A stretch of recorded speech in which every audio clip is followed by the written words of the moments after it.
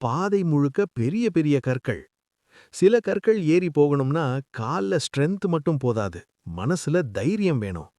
நாங்க எல்லாரும் மெதுவா கவனமா, டேய் பாத்து கால வைடான்னு சொல்லிக்கிட்டு போயிட்டு இருந்தோம். அப்போதான் எங்க குரூப்ல இருக்கிற அந்த ஒருத்தன் திடீர்னு நின்னு ஒரு பெரிய கல்ல காட்டி, டேய் இப்போ ஒரு சேலஞ்ச்டான்னு சொன்னான். நாங்க எல்லாரும் ஒரே நேரத்துல, ஏண்டா இங்க வந்தாலும் சேலஞ்ச் தானாடான்னு கேட்டோம். அவன் சிரிச்சுக்கிட்டே, இந்த கல்லு மேல யார் ஏறுறாங்களோ அவங்க முட்டாள் கிடையாது, ஆனா ஏற முடியாதவன் தான் பெரிய முட்டாள்னு சொன்னான். அவ்வளவுதான். அந்த வார்த்தை கேட்டதும் எல்லாருக்கும் ஈகோ வேலை பண்ண ஆரம்பிச்சிருச்சு. சரிடா, சேலஞ்ச் அக்செப்ட்னு சொல்லிட்டு எல்லாரும் அந்த கல்லு பக்கம் போனோம். ஆனா அப்போதான் ட்விஸ்ட் நடந்துச்சு.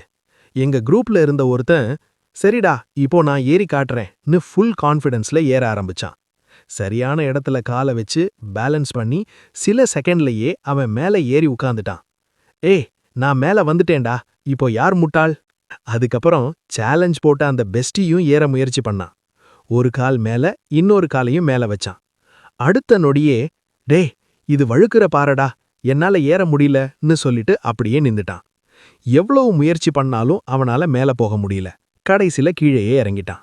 அவன் இறங்கின ஸ்டைல பார்த்துட்டு நாங்க எல்லாரும் சிரிச்சு சிரிச்சு வயிறு வலிக்க ஆரம்பிச்சிருச்சு. என்னடா நீ பெருசா சேலஞ்ச் போட்ட, இப்போ நீ தான் முட்டாள்னு சிரிப்பா அடக்கிக்கிட்டு கேட்டோம்.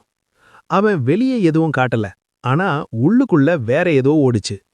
சில செகண்ட் அமைதியா நின்னவன் திடீர்னு ஒரு ஸ்மார்ட்டா ஒரு பிளான் போட்டான். டேய் இத விடுங்கடா, நான் சொன்னத கேட்டு இந்த கல்லு மேல ஏறி உட்கார்ந்தவன் தான் உண்மையிலேயே பெரிய முட்டாள்னு சேலஞ்ச திருப்பி போட்டான். நாங்க எல்லாரும் ஒரு செகண்ட் சைலண்ட். அப்புறம் ஒரே சிரிப்பு. ஆனா எல்லாருக்கும் தெரிஞ்ச ஒரே விஷயம், இந்த முழு குழப்பத்துக்கும் காரணமே இந்த சேலஞ்ச் போட்ட பெஸ்டி தான். கொஞ்ச நேரம் சிரிச்சு கொஞ்ச நேரம் மூச்சு வாங்கிட்டு, சரிடா இதுவும் ஒரு மெமரின்னு சொல்லிட்டு மீண்டும் நடக்க ஆரம்பிச்சோம்.